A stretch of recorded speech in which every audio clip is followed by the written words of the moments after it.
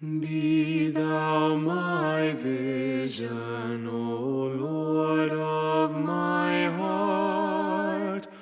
All else be not to me, save that thou art. Thou my best thought by day or by night, waking or sleeping, thy presence my light. Hey everyone, welcome to Tea Time Theology. I'm your host Mo, and today's guest is Michael Pearson. I had to record this introduction after our interview because we got right into it, so please enjoy. Great. Before we get started, did you think of a quote or a mantra that you use? Yeah, actually, I was thinking of this. No, I realize how this has changed over the years. But one of the passages of Scripture that I've always liked, it has to do with in John 15. I'm the vine, you are the branches. And it's that sense of abide in me, and I in you. And that whole sense of abiding in Christ. And this gets played out in a couple of different ways. James Stewart, who was a New Testament theologian back long before you were born, said the heart of St. Paul's theology was union with Christ. And then I remember, I think it was the first time I ever attended an Episcopal service in the United States.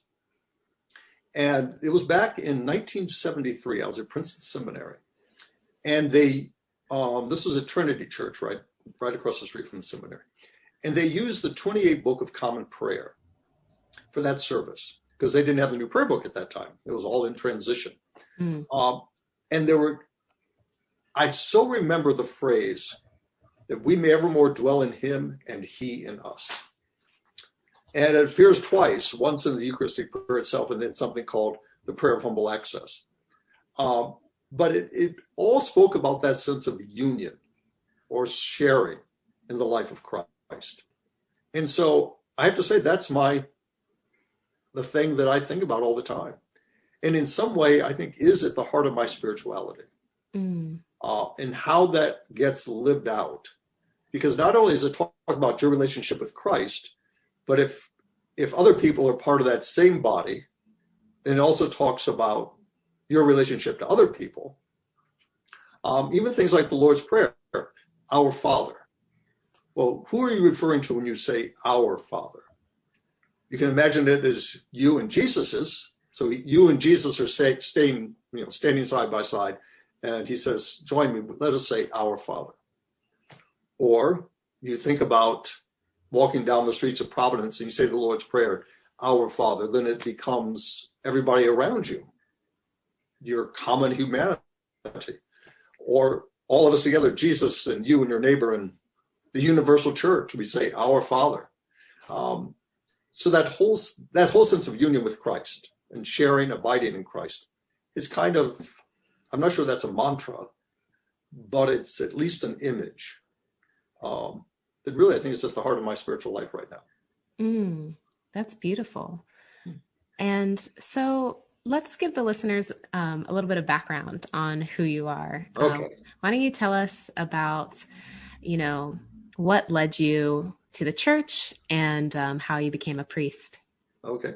Well, I have to say I've always been, from my earliest memories, I've always thought of myself as being part of the church. I was raised in an American Baptist church in Dearborn, Michigan. And we went to church every Sunday. Went to Sunday school. My parents had their Sunday school class. I had Sunday school class. So church was just something that has always been part of my life. And I have to say and it's always been a positive experience. So it was always a place that I enjoyed going. Also, I enjoyed singing, and Baptists have good hymns, and I always enjoyed singing them. And we never had seasons in the church, but we'd have potluck suppers, and I always got to eat things at the potluck suppers that I never got at home. So that was another reason to go. And also, I would see people on Sunday that I didn't see during the rest of the week, and people I enjoyed. And then often we would go out to lunch afterwards. So it wasn't just, church, but we'd have Sunday school, then church, and then lunch. And it was just a wonderful way to spend the Sabbath. So I've always enjoyed church. Now, I have to say, I never knew anything about the Episcopal Church. I guess the first thing I knew, even though I'm not sure I knew it was an Episcopal Church or what an Episcopal Church meant, was that there was one on the 10th hole of the golf course that I used to play on. Oh, wow. And it was if you go to the 10th hole, just beyond that was, I'm trying to remember, I can't remember the name of the church in Dearborn. But it was I've heard about it since, but I never went into it. I think the first Episcopalian I ever was conscious of who actually talked about being an Episcopalian was somebody I knew when I was in college. And he was the carillonneur of the college I went to. And he and I became friends. And so he introduced me to the Episcopal chaplain at the college. And I think I may have gone to one service while I was there. Normally I was just in the university chapel every Sunday. But at some point, it was during my sophomore year, I had this sense of being called by God into the ministry. So that would have been in the fall of 1969. Now, what that meant, I had no clue what that meant. At that point, I had a feeling I wasn't a Baptist anymore. I knew I was a Christian of some flavor, but I figured I would figure out along the way. So I talked to some people at my university, and they, recommended some things I might want to study and things like that. But then my senior year, I decided to go off to seminary. And I had applied, I guess because I was still a Baptist, I applied to Southern Seminary down in Louisville. But where I really wanted to go was the University of Edinburgh in Scotland. Because one of my professors at my college had gone there and he recommended the place. So I decided to go off to the University of Edinburgh. So after I graduated from college in May of 1972, I went off that fall to the University of Edinburgh. And I guess it was there that I was beginning to be introduced to a wider church. A friend of mine there, Tom Davison Kelly, was he was a member of the Church of Scotland. As part of our pastoral studies class, we went around to different churches in town. And at some point along the line, I discovered the Eucharist. And that really became the focus for me. Again, going, I think, back to this idea of union with Christ, that in the sacrament, you receive the body and blood of Christ. And at one time, I thought about becoming a Roman Catholic because of that sense of tradition and the centrality of the Eucharist. But I had no sense of call to celibacy. So that didn't seem to be the place I should go. I didn't have this professor, but there was a priest, no, he actually was a layperson at the time, John Zazoulis, who was an Orthodox layman. And we went to his church one Sunday. And it was so different from anything. And also, I didn't think I could grow a beard like most Orthodox priests have. And I didn't speak Greek or Russian. I could read a little bit of Greek, but, languages were never my thing. And then I started going to the Episcopal Church of Scotland parish. And I remember going, particularly starting on the Easter Vigil. Now, I didn't realize it was an Easter Vigil at times. That's a great service to It was wonderful. go to. But I had no clue about what it was all about. It was only a couple of years later, when I was doing it again, that I said to myself, that's what I experienced back in Scotland. Because I remember gathering around the font and hearing all these readings and then the lights going on and we going up to the altar.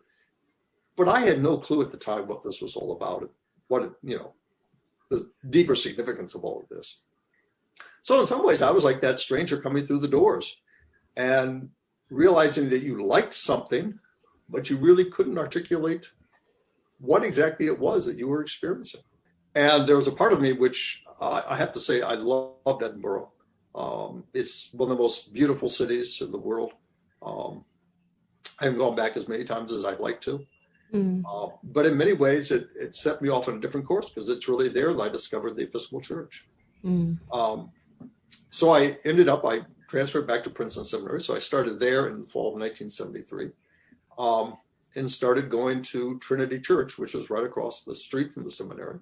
And at the end of my first year, my parents had moved from Michigan to North Carolina in 1970. So I went and talked to the bishop coadjutor at the time, Bishop Weinauer, who was the bishop of Western North Carolina, and asked him about ordination.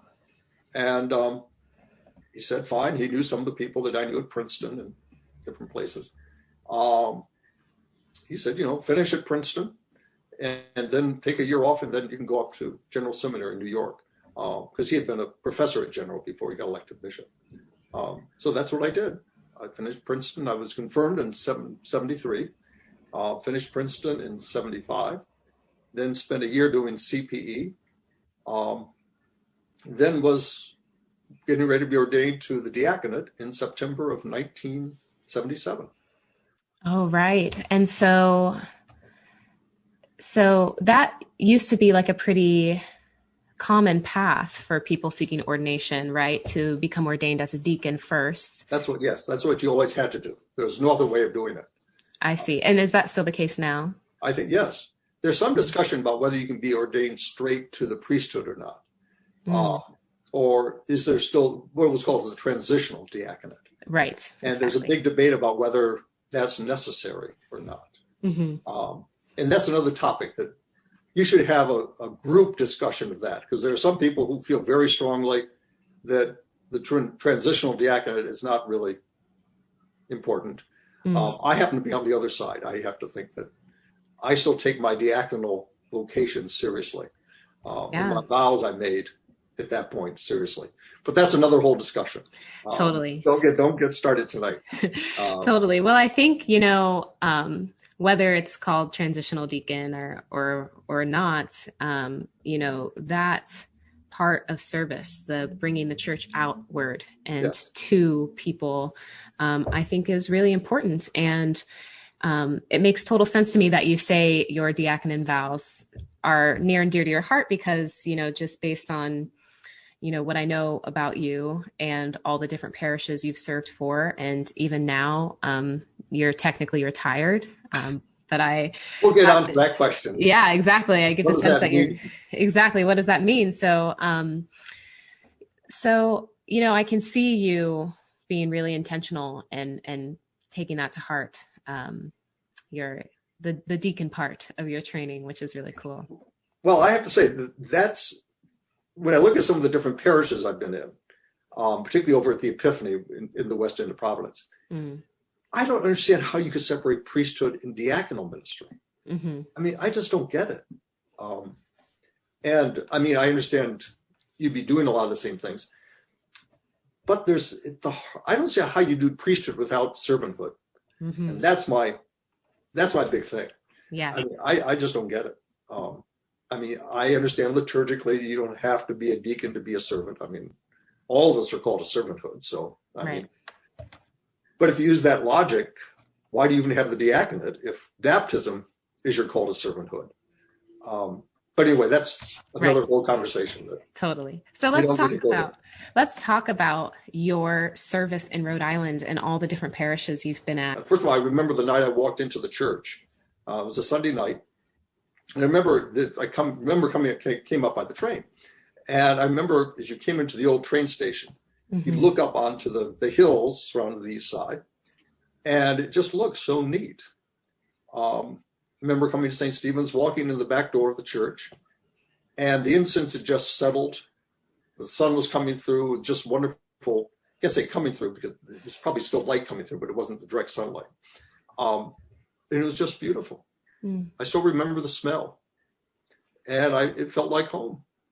And I said, I'm not sure if I'm going to come here or not, but I'd love to be here. And the next day he offers me the position. And I remember walking around the east side, walking down to the river. And it was just the most wonderful feeling.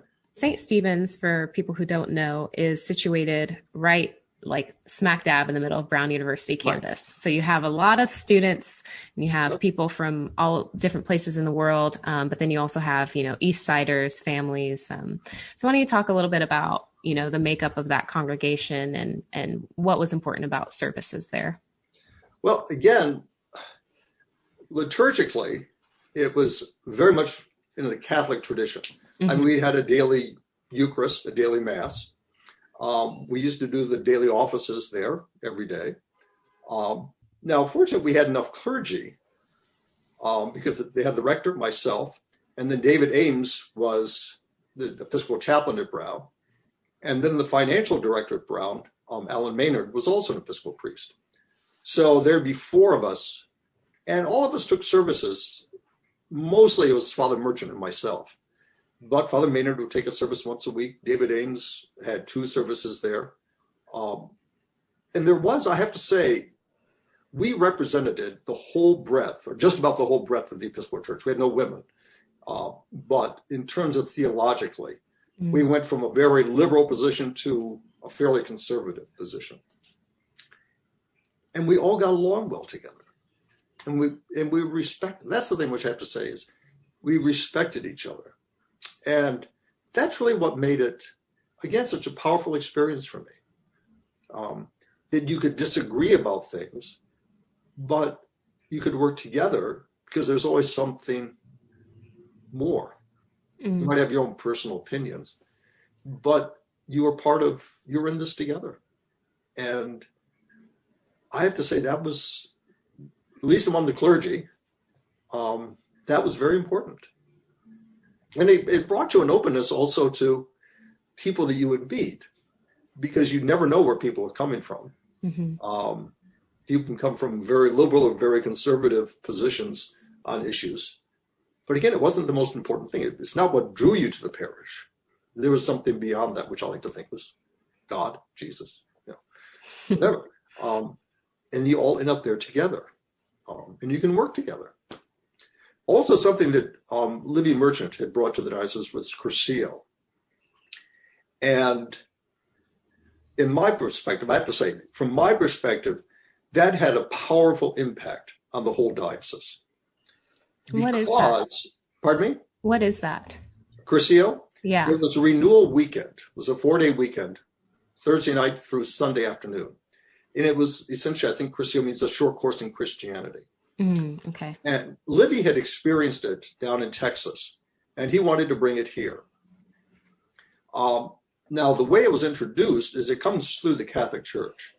So the first Curcio, I think there were only 5 people on the weekend, plus the team, which may have been about a dozen people. And it was a course of, I think, 14 talks and a lot of fun, a lot of singing. But what it did, the second is that Livy was involved in the first 4. And then I didn't really join one of the teams until number 5, which was probably 2 or 3 years into it. But by the 5th one, you had probably 35 people on each weekend. And they were coming from all parts of the diocese. And you also had clergy from different parishes within the diocese. And what this did, and it wasn't the intended purpose was just spiritual renewal. Mm-hmm. But inadvertently, what it did was to break down all the barriers between parishes. So you knew people from Grace Church or Trinity Newport or Christ Church Westerly. And also clergy got to know one another. Because up to this point, one of the difficult things about being a parish priest is you tend to be very parochial. Mm-hmm. You get stuck in your own parish. Here, you're forced to work with clergy from around the diocese. And again, from a perspective of a more Catholic-oriented person, the Curcio here was very Catholic-oriented. So you would do Stations of the Cross. You'd have talk about confession, quiet times in the presence of the Blessed Sacrament. I mean, all these things that are part of a Catholic spirituality. Now, coming from St. Stephen's, which had all those things, but only had one kind of music, which was fairly traditional. On Cursillo, they did all kinds of renewal music. So people who wished they had some of that in the church, they could find an outlet for it on Cursillo. And Cursillos then would meet so they could go back and have that kind of experience, but then come back into the church. For some other parishes whose parish spirituality wasn't particularly Catholic, it caused some issues because people would say, well, why can't we do Stations of the Cross here at Trinity Newport or some other parish or Grace Church downtown? Now, you might do it now, but back in the 70s, that was not. Grace Church was much more middle of the road or low church. At least historically, that's what they were. Mm-hmm. So it caused some friction in some parishes. But in the more Catholic parishes, it just reinforced the spirituality of the place. And it provided an outlet for people who wanted something a little more contemporary too. So I think over the course of about 6 or 7 years, it had a profound impact upon the Diocese of Rhode Island. But then, like all things, it ran its course. By the time I left in 89, so I've been going on probably about 12 years, you were getting fewer and fewer people going to Cursillo. First of all, because so many people had already gone through. But while it was going on, it was certainly a powerful influence. And again, it helped things at St. Stephen's, that people who might have gone on a Cursillo wanted to get back together, so they come to one of the weekday services. I think that's how that's how I got started on Cursillo, I guess. Yeah, well, I mean, I love this notion of people from all different backgrounds and, I guess, thoughts on theology in the church and coming together and going through this process, even if you come from a more low church background, going through Cursillo. But I think people enjoy being exposed to different ways of worship and learning about the church. And it starts that conversation between people, and conversation's definitely, an important thing to keep going. What's fascinating to me is with the 79 prayer book, every parish is a Catholic parish. And by that, I mean, the Eucharist is the central worship service on Sunday morning. I will sometimes, during July, I often supply a Church of the Redeemer on Hope Street. When I have a Sunday off from St. Stephen's, I'll often go to Grace Church because I know some people there and I enjoy Jonathan. So I'll go there. Then I supply at a number of churches, which we may get to a little bit later. But from my perspective, I'm doing the same thing in each of those parishes. Now, I may have incense at St. Stephen's, and you may not have incense at Grace. But that's not really what makes an Anglo-Catholic parish, is whether they have incense or not, is the centrality of the Eucharist. And that was not the case at Grace Church back when I came to Providence in 1977. It certainly wasn't the case at Grace Church in 1900, where the central worship service on Sunday morning would have been morning prayer. And I'd be interesting to know when Grace Church added a weekday Eucharist. Now, the 79 prayer book, if you want to talk about historically between the Catholic, Anglo-Catholics, low church, broad church, the Anglo-Catholics won, hands down. Because it puts the Eucharist as the central worship service on Sunday mornings. It states it. I don't know. I knew somebody back in one of my third parish. He was an old low churchman, and he loved morning prayer. There was no place for him to go to experience it because there was no parish in the area that did it. If you look at Holy Week, the prayer book has all the Holy Week services. Back in 1977, very few parishes did Maundy Thursday, Good Friday, Easter Vigil, Easter Day. Now it's not unusual for a parish to do all of those. Some parishes never imposed ashes on Ash Wednesday. There's a priest I knew, wonderful priest back in Kentucky. He had never imposed ashes during the 30 some odd years of his ministry. But then the new prayer book came in. He started doing it.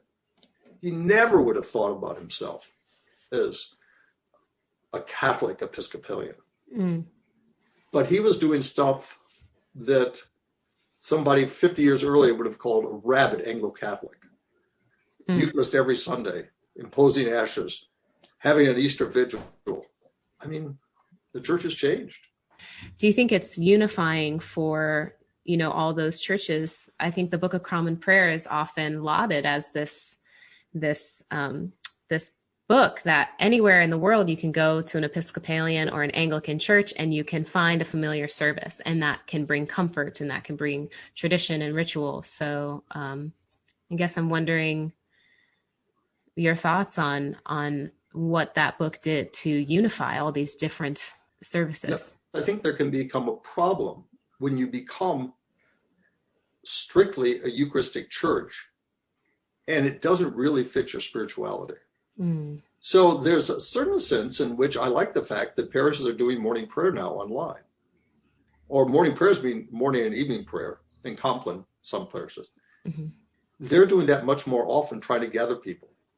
And there's that morning, that daily office tradition is also one that I hope doesn't get lost. So we will find the balance that we want to between daily office and Eucharist. Now, if you have, in big places, when you have enough clergy and people, you have the daily offices, morning prayer in the morning, the Eucharist, evening prayer, maybe even Compline. Becomes like really what Anglican spirituality is Benedictine spirituality, which is that regular keeping the daily office and then in the centrality of the Eucharist. Now, most parishes aren't big enough to be able to do that. But that's the ideal, I think, of what Anglican spirituality really is about. Because it then focuses on Scripture, the reading of the daily offices, the Eucharist, sense of being united with Christ. It's also common prayer, so it's stuff you do together. Common prayer is important because it's what we do together. The challenge at times is how do you add your own individual aspect to it? How does it become not just the liturgy of the church, but also your own prayer? And somehow you have to find an outlet for that too. I know in terms of the Anglo-Catholic tradition, you can just get lost and this is how it's always been done. And it becomes sort of dry and, just routine.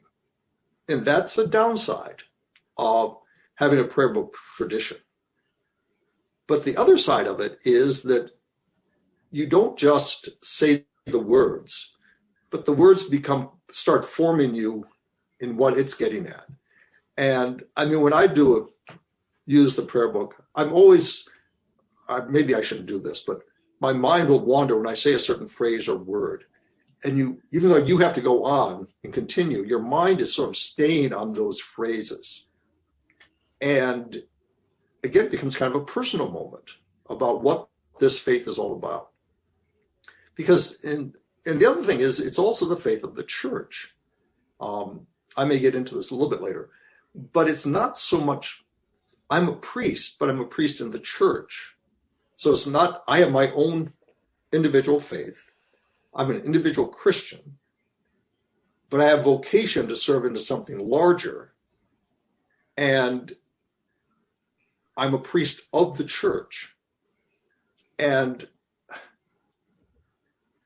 so you have to honor both of those things, who you are individually, but also I function in a larger context. And I represent something that's larger than just myself. I always hate the idea that you're interested in my faith. Well, my faith can be, all over the place. But somehow I represent, and what I talk about is the faith of the church, how it's received the gospel down through the ages. And I'll have my own thoughts about what's impressed me or how it strikes me. But if you get lost into me at times, it's not going to take you very far. So it's always trying to find that balance. I'm not sure that doesn't answer your question, but I think that's really, you've really spoken to me here, because I think that's something that comes up in my own brain and in my own spiritual practice is where in this service that we recite every week, where do I feel, the faith and the I guess, the Holy Spirit in being a part of this common prayer? And where do I find myself? And where do I find how that informs my life, my decisions, my actions? How, as you have, been a priest for so long and in so many different parishes, can you speak a little bit more to how you have personalized that for yourself while still being a part of this church? Well, it's interesting. Let me go back from being retired now. Can we move on to that question? Yeah, sure. Because first of all, I'm a priest forever. Yeah. After the order of Melchizedek, so I'm a priest forever. I only retired from, I can't say for having to earn my living, but in some ways that's the case. I mean, I get reimbursed for doing services, but I retired from being rector of a parish. I will never be the rector of another parish. And it's something I thank God for every day, that I'm beyond that. I simply don't have the energy to do that kind of stuff. So I retired from being the rector or a full-time associate at any parish. I can now put myself more at the service of the wider church. And so that's what I do. Since I've been back, I retired at the end of 2012. We moved to Rhode Island at June 2013. I think the first commitment I made, I think it was at the Church of the Redeemer, was when Father Patrick Campbell was away for July. So I took the Redeemer. I supplied for him for a month. And I'd only been into that church once before, I think. And it was only 2 miles from St. Stephen's. But I knew nothing. I knew nothing about it. And I discovered a wonderful congregation. Now it was, I did what Father Patrick does there. And again, I didn't do some things that I do up at St. Stephen's, some of the manual actions that you do when you celebrate the Eucharist, because I realized it may not be familiar to them. So why put them through all this? Then in November of that year, I took 3 months at St. Paul's in Pawtucket. Again, a very different parish. The church can be very different, traditionally more like Grace Church, more of a traditional low church parish. But you discover people, and you discover people who are being formed by the prayer book. And that's the thing you discover, and what I've been able to experience over the last now 6 years is being around in many more parishes, all people being formed by the Book of Common Prayer. Some at times doing liturgies, particularly if it's an evening liturgy, much more free-formed than I would ever create for myself. But it's in part of that prayer book tradition that allows some liturgical innovation and creation. And it's, again, I see myself more as, I guess I really thought of myself more as a priest of the church now than I did before. Because I'm experiencing many more parishes than the ones that I'm naturally drawn to. Some of these parishes, I would probably say, I love the people here, but liturgically, it's not something that really, I prefer other things. We all have our personal preferences. Right. But then I enjoy meeting the people, and I'm still using that prayer book. And so whether other people think I'm doing something different, I don't see myself doing anything different. I may be facing the people, I may be facing the, away from the people. I may be wearing chasubles, I may not be wearing a chasuble. It's just, I'm doing what the church does. And what do you think it will look like when you stop holding services, being a fill-in priest as well? What does it look like then? Well, probably I will do this as long, first of all, as people would like me to do it.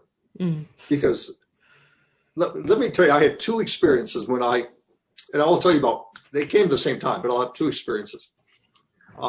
I was standing in the office at St. Stephen's shortly after I was ordained to the diaconate.